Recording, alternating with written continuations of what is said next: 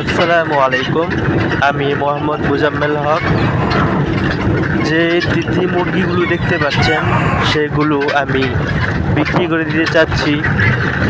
আপনারা যারা এই তিথি মুরগিগুলো কিনতে চান তারা স্ক্রিনে দেওয়া নাম্বারে আমার সাথে যোগাযোগ করতে পারেন। এই তিথি মুরগির বয়স হচ্ছে 5.5 মাস। এগুলা আর কিছুদিন পর ডিম দিবে। তো আমার খুব টাকার প্রয়োজন, তাই আমি এই তিথি মুরগিগুলো বিক্রি করে দিতে চাচ্ছি। আসলে এই তিথি মুরগিগুলো আমার খুব শখের ছিল, এখন টাকার প্রয়োজন, তাই আমি এই 30 পিস তিথি মুরগি বিক্রি করে দিতে চাচ্ছি।